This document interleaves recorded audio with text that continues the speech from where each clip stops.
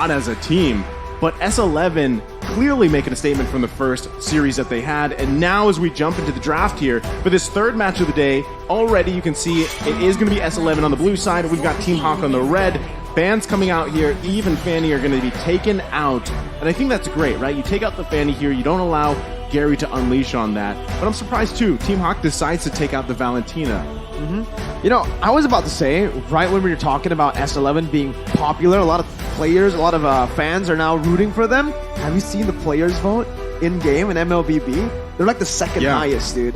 Wow. Yeah, RQ's number one. RQ's number one. RQ and S11's like not really close because RQ's got so much more votes, but S11's second, dude. Argentina, probably because of the World Cup. I was going to say, very passionate just fans. I mean, like not just esports, but even sports in general. So not surprised, right? You're gonna see this rally effect for S11, especially as they go into the knockout stage. For sure. Well, for Team HAQ right now, they understand that they have to contend with a lot of crowd control if they allow the Kaja as well as the Valentina to fall into the hands of S11. So, considering they want to be reactive, they want to make sure that S11 does not have too many playmaking tools as well, just in case it overwhelms them. S11 though, they understand that if there's kite back, there's going to be a 1-1, so they ban that option out of the game. I'm wondering if one of these teams grabs the Kadita early on, right? I mean, we've seen them both play it, and especially with the performance that Chan had, where he started that early game very quickly, stacking, 2-3 kills on that Kadita. I would be surprised if it's either let through this draft or not even banned out, because both teams do like to play around with that. So still too, with this last ban coming up here from Team HAQ, they've already focused on, the Valentina the Kaja pick. Glue. Do they go for Glue? Actually, it's going to be the Joy, who we've seen more often than I feel like now in the jungle. I think we can say we've seen Joy more in the jungle picked up here. So interesting, right? First phase bans done. What is the first pick here going to be for S11, Arashi? I think it's going to be something with a bit more utility for sure, because Glue, you see that their Glue makes a lot of sense for sure. Of course, the flex potential is still also a big factor here. It does seem like they do not want to be denied, right? That D pick is just so annoying. So I think they want something that can just go in the back line. We saw that the Yu song was so devastating, but I'm not sure if they're gonna pick it at least like first pick. Yeah, I mean, it's way too expensive to let go of Glue, right? You mentioned the Yi, but they've already banned it here. So again, Team HAQ, they can respond. We've seen teams respond to the Glue pick with a fairness because of the additional damage you do towards a split. But even then, Glue's still super annoying, right? It's all about how you use the slam, and honestly, it's how you space out in the team fights. That's how you differentiate the good Glue players from the average ones, right? And I believe right now, from looking at how Papadog usually plays on his sustainable heroes, this is his style of hero, right? Picking up the Glue, super strong, already basically guarantees a strong side XP laner for their team. I mean, not only that, but we saw how he played, the high and dry Grok, right? So I feel like Glue works better for him here, but already the answer, the response from Team HAQ is going to be the Cho pick and the carry. We've seen carry quite devastating in a lot of matches. The damage can be unreal, especially when you get that attack speed built up and the itemization and everything. And then, of course, Cho, someone that we see utilize the Wave Dragon so...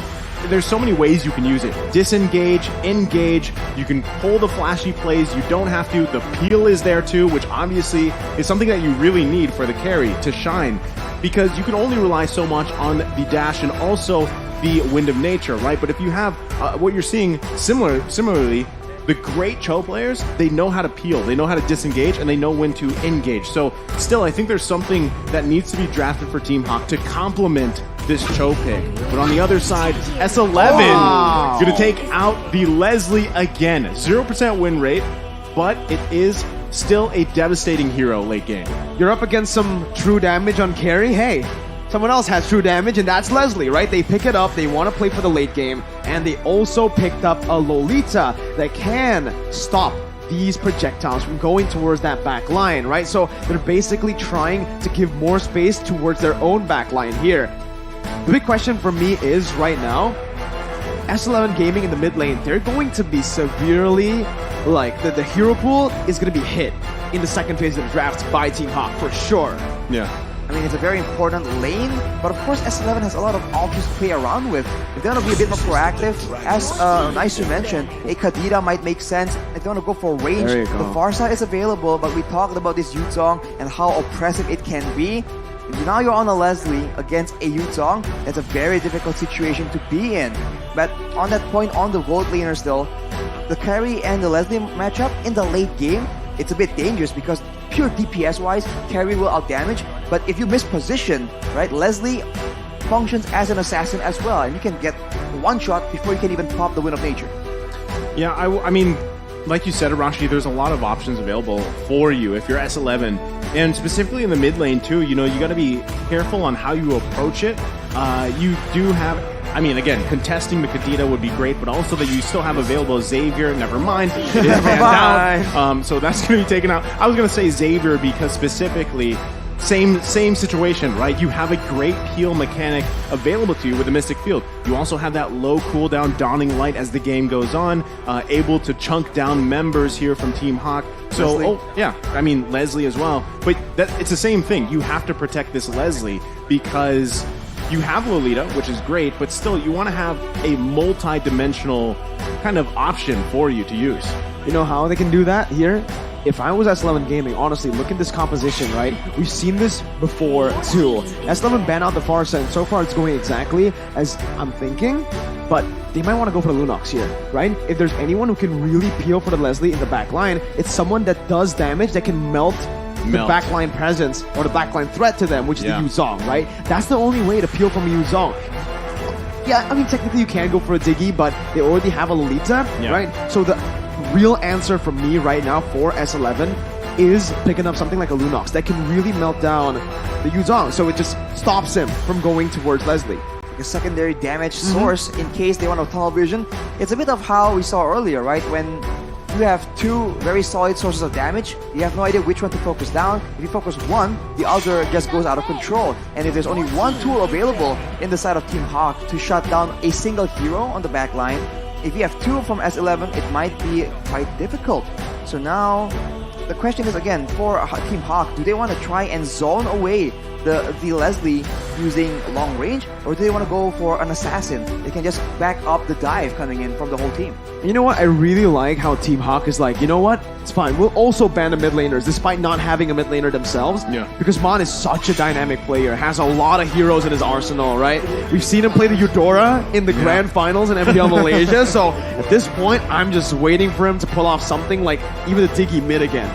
I was gonna say, when you mentioned Diggy earlier, I was like, well, you know, possibly we could potentially see Diggy mid. It has worked before. Yep. And again, Kadita still on the table if they want to take it with that burst damage. It gives you another option here for Team HAQ to focus on the backside. But so far, they're gonna hold off on that mid lane pick. They do lock in the jungler here. We're gonna see Ling again, but right away, S11 gonna lock in Karina here. So this is another unique hero coming out, and I mean, how is this going to work out, Arashi? Is this a solid choice for them?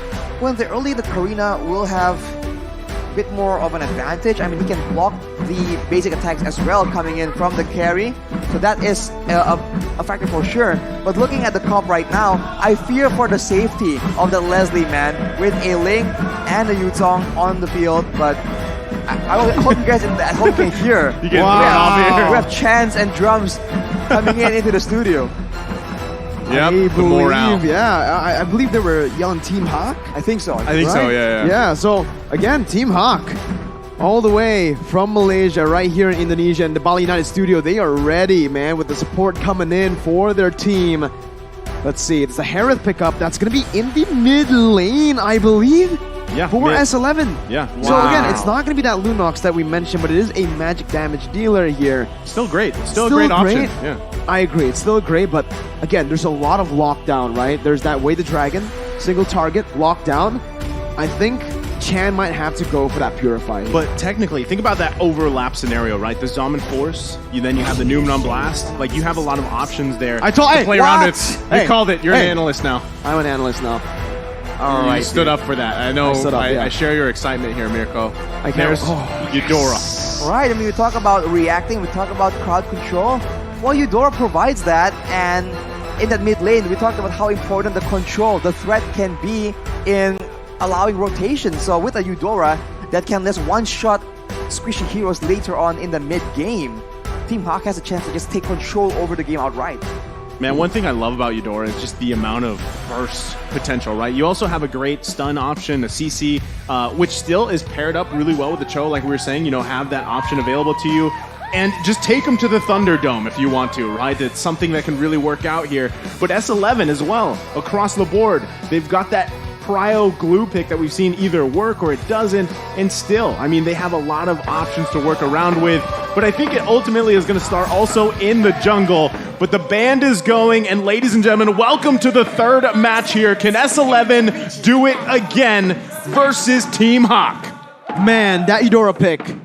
Oh, I love it here, man. The Eudora is going to have so much value, right? You want to lock down Chen, you want to lock down Kai, and especially Jotun, who's now going to really struggle when he jumps in. He might have to go for like a magical defense item early, but I have to take a look at his... Oh, he went for the mystery shot. That's not going to be a tank Karina. It's a full damage Karina. At least it should be. It's an assassin Karina attempting to burst down the squishier members like Panda, like Gary. But of course, before he can even get there, Lola needs to be dealt with first. And this EXP lane matchup, whoever comes out on top will determine the dynamic of the rotations, right? Because at any point, if during the course of a fight, a Yuzong shows up with the full combo, with the Petrify, that is just dangerous. And Glue can also wreak havoc. So that is a huge factor in deciding who has the upper hand. For now. Yeah, I think right now, they just, Team HAQ gives the Lith Wanderer away. They don't want to really chance it because early on, without, the Way of the Dragon, without the ultimate even from Man here, it's tough, right? Flicker in, though. Yeah, unfortunately, when you are concealed on Leslie, that second ability, the stun from Man, won't come out. So he actually kind of miscalculated. He should have used the first ability to just reveal him first. Was out of range by the time he realized. So, again, a bit of a misplay. That's a flicker burn, but chance to be taken low, taken down even here. What a rotation. Use the Purify, but hey, that's the damage, just melting him down. You can't purify damage, my guy. That is the best crowd control, right? Death. You can't. That is the best crowd control. So, it seems like Team HAQ, despite the reputation for being more adaptive, they have taken matters into their own hands, but S11 still has control in that turtle pit. Slick movement by Kai, man. I mean, at this point, that little early first blood from Team HAQ should set themselves up for a decent turtle take here. As S11 is going to start it up, though. Black Dragon formed by Lola, zoning Jotun away. Has the Petrify, is going to be stunned up here as Jotun jumps into the back line onto Min right now, and that's going to be the damage coming in. The burst was able to take Jotun down. Min's going to be taken low, has the flicker to get out as Man is jumping in. Gary finds retribution as he pops the top of the blaze. Man picking up a double kill as Gary just slides across the place, picking up his swords and getting out. That looks so messy, but the crowd control yet again prevails. Min was cut out of position. He has the Way of the Dragon, but he wasn't sure when and where to use it. So he was moving around, but because there's so many other tools available, because Lola was able to just push everyone away and wrestle control from S11 in the beginning, he was still able to get a very impactful presence in that fight. Team HAQ right now, they have the tools available. Can they push the tempo hard enough though? That is the main question. Because S11, they are still having a lot of crowd control, especially later on in the mid game with all the AoE. Well, you're asking if they can press the situation even further here. Again, Man on this Eudora pick, having those 2 kills, the last worship as well. The burst damage is already there, and it's going to be there even harder at this early point in the game. Now, you can see already the focus too. S11 knows they got to focus on Panda. This is the key to victory here. So if they can pick up a kill here, kind of put pressure on gold lane constantly, that is one of the best case scenarios for them. Again, they want to allow Kai to do what he did in the first match, where he just unleashes mid to late game. Oh my god, Erwin got the stun on the wrong target. He hit the minion, and now it's the collapse over to punish them. Erwin mistapped on the minion, and it's going to be Man who picks up a killing spree too. Bursting Jotun down. What a disaster for S11. It looked so good. They were about to domesticate the Panda, but it did not work out. The backup comes in, the knockups comes in. That is the power of crowd control. And we talked about that burst coming in from Man. This Eudora is deadly right now. And not to mention, if you focus too much onto Panda, Gary whoa. can still be a big factor, but whoa! Everyone's gonna get kicked back. He wanted to go for something here, has him on blast, but doesn't have the flicker. And it's gonna be Erwin who gets taken down. Gary picks up the kill, and it's another kill over to the Malaysian champions who are now in full control. Full control, 3.4K, 5K gold lead here. This turtle should be theirs as well. And, you know, questionably, Erwin, I mean, he was trying to just maybe buy time for that turret, but better to let it go because now this is one objective after the other going to the hands of Team HAQ here. S11's going to have their work cut out for them early on through this game into the mid game. And still, what is the answer here for Man? Man having a massive game already. This is like what Chan had in their match in match 1, right? So this is a flippy-floppy situation, but also somewhat expected from Team HAQ. They're going to put pressure where they know they need to be. Min, though, It's gonna be stunned up, that's about it, right? There's no real threat right now from S11 in terms of damage. Chan still needs to scale. Kai as well, but who doesn't need to scale? It's Man on the Eudora. That's an early game mage for a reason. Erwin just got melted. That is a terrifying amount of damage onto the roamer. If your roamer can be one-shot like that, that allows Team HAQ to just deny any kind of inquisitive maneuvers coming in from Erwin. He cannot find vision, and with that control, with those threats, they're able to get the turret, but Man here is the main target for S11. There you go, everything used, and still it's Mon surviving, but Chan jumps in with his Mon Force, picking up a shutdown and putting some gold in his pockets, collecting it. Lola still with the Black Dragon form now, going to be out of there, going to be immobilized down, but he's still able to get out with a Furious Dive. Meanwhile, in the back line is going to be actually Jotun, who gets kicked back to the team, has the maneuverability to get out for a bit before Panda finds the kill. Gary now still trying to look for more damage, but it's S11 who decides to back off, and it's an equal trade in the end. that could have been way worse, right? I mean, for either team there was a lot going on, but still, it was pretty much an even trade so far, and that's the thing. The thing about Team HAQ is the pressure from having a Eudora, the pressure from having a Cho is showing for S11. S11 has to work around this, right? But again, time could be in their favor if they can get to the point where mid-late game, they've got some farm. Kai hasn't died yet. This is very reminiscent, like I said, to previous game where we were kind of counting out Kai, but then he flipped the tables for S11 in the previous matchup. So this could still happen for them. True. And Chan as well. Chan, he needs to continue to build up. You saw the Zaman Force. If Team HAQ gets out of place, Zaman Force works so well to find the kills that you need with this Harith or even set up the rest of the team here. But already another turtle being worked on Team HAQ. They should be able to just secure this with a breeze. S11 going for a trade, it seems, but with only 2 members down here, it's still very vulnerable, and Team HAQ might just make a play here. No, they go for the turret, and that's about it. They're playing it patient and disciplined, keeping it clean, because later on, they can still have so many more options, man. They can use Gary to split push as well. We've seen that happen, and now here is the squad, right? Looking for a play, but Lola might be the one starting it off. Uh-oh, there you go. Yeah, Lola just dishing out a bit of damage to act as poke, but with this, the way they're trading on the map, right, S11 sure are buying a bit more time. Erwin jumps in onto Lola. They're trying to actually collapse onto him with his Mon Force too. Lola's taking very little bit away. The Dragon connects onto Jotun. His Chan still able to actually get out. Look at him now. Blast connecting onto 2 members. Mon still able to flicker out. Papadao gonna be knocked up. Chan still gonna be able to survive, but it's scary. Slicing and dicing with the help of Panda to get the damage done and to take Erwin and Chan down. Team HAQ now looking to capitalize as they are going to be able to take the mid lane tier 1. The snipe won't be enough, and that is what discipline gets you. S11, they saw Lola, they figured, let's go for that pickoff because they are in such desperate situations. But of course, they are able to secure the kill, but at what cost? Team HAQ has so many more dangerous members available, and look at the items right here. Panda, already with the Corrosion Sight and the Golden Staff, that is a lot of attack speed and a lot of utility that can be brought into the team. And Gary on this lane with the Berserker's Fury and the Windtalker, that's a lot of hits and by default a lot of crits as well. So they can't really let these members go around without getting crowd control, without threatening them with everything. Yeah, again, you know, with Kai not dying yet, that's a great situation to be in. But what we're seeing from Team HAQ is that backline dive is so strong. You have Gary, you have Lola to do that. And man, if he decides to flicker in and just throw out that full combination for Eudora, then Kai could be easily taken out here. So still, S11 buying time, they might be better off just giving up this first Lord, because if they actually contest it or try to fight it, they're most likely going to lose the fight here. So Team HAQ starts up the first Lord of the game. That's a very great point, because if there's a big messy fight, Man can output the bulk of his role in the fight instantly. Whereas for the other side, if Chan wants to mimic the same kind of success, he needs to stay alive, he needs to take a lot more risks. So Man has the quote-unquote easier hero, but that also means that as long as he's tactical and smart about his decisions in those big fights, who he targets, it's just a more clear-cut solution. S11 are still waiting for that power spike to hit, right? Yeah. They are banking on Chan and Kai. These two members are the two members that need the items to actually carry the game right now.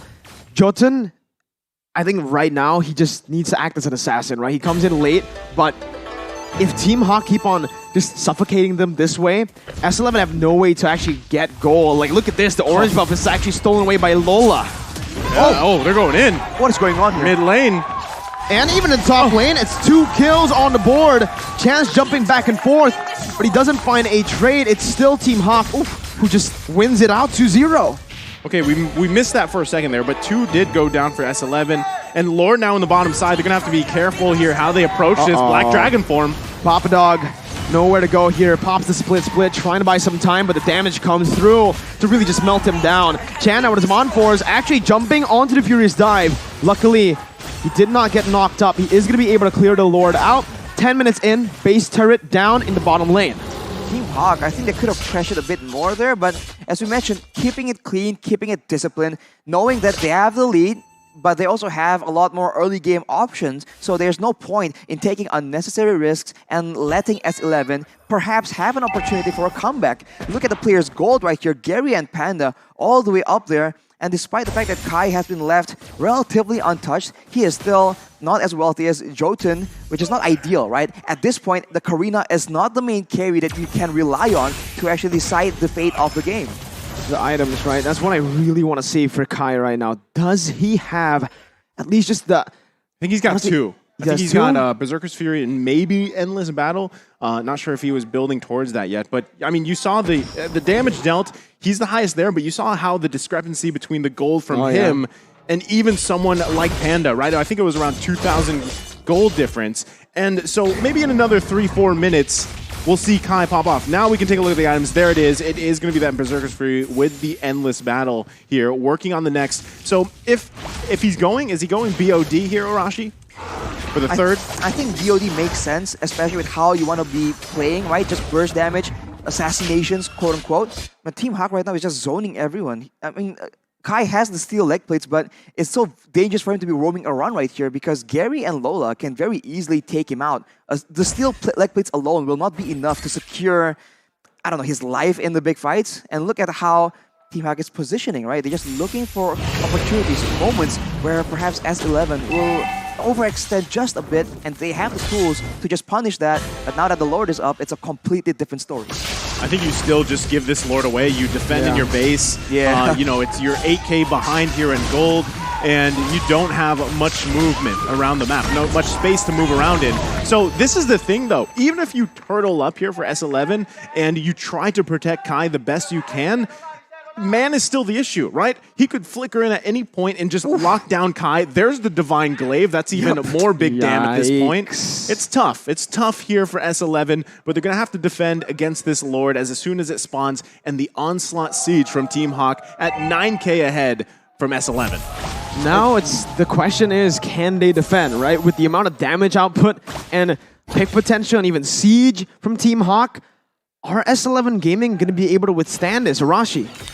It's going to be very tough, man. I mean, if their core members don't get caught up in the initial assault, I think there's a chance, right? You can see the damage is starting to come through, but of course, with so much crowd control available, Team HAQ can just even zone and not even commit to a fight, and that will allow them to take down multiple structures or even end the game with good lane manipulation. No conceal already. It's popped in by Min. That's going to be a resource valuable towards S11 as Papa Dog tries his best to zone the other members away. Erwin with an not blast, but it's going to be Min who kicks him away. Still, base turret is up. Gary jumps in with the Tempest of Blade. Chance to be caught, and he's going to be taken down. Unstoppable picked up by Panda already. That's the mid laner gone. One of the high ground defense members is no longer alive for S11.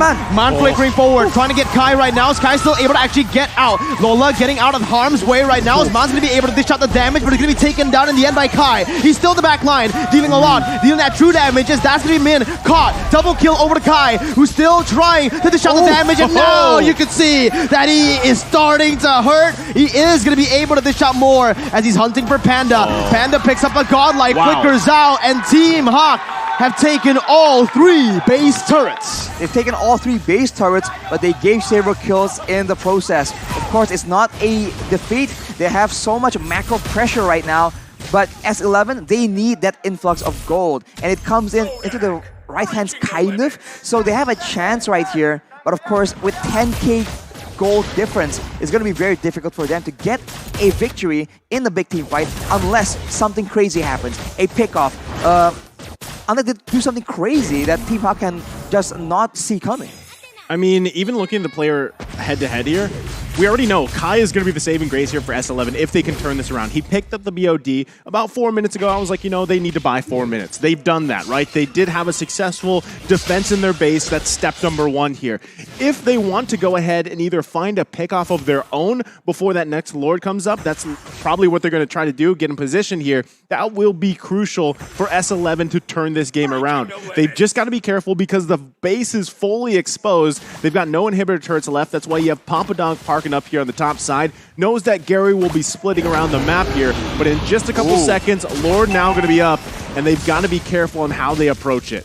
That fight that S11 technically won was without Chan. Mindo looking for that position, goes on to Erwin. That's going to be Lola jumping in. Chan's going to be able to pop that Zaman Force. Topped up, and that's the unstoppable by Gary. Jotun tries to look for a kill, but will fall instead. Gary's going to be taken low, but the damage coming from Kai's. That's going to be Erwin melted down by Panda. Still Kai in the back, but will be petrified. Knocked up and taken down by Panda and Lola. It's a double kill by the Black Dragon, and now it's time for Team HAQ to march slowly up against one member from S11. Papadog all alone. The miracle play will not happen as Team HAQ will be able to secure their first win at M4, silencing S11. What a performance, man. Everything just came in so well. They understood the macro decisions. They knew that S11 will be inquiring to see where they were. Are they going to be on the Lord? And they just go for the blockage. They went in behind them and completely zoned them away from their base. They did a great job defending when their backs were against the base, but the moment they ventured out, Team HAQ were waiting for the opportunity. They used the Lord strategically to bait out the members from S11, and they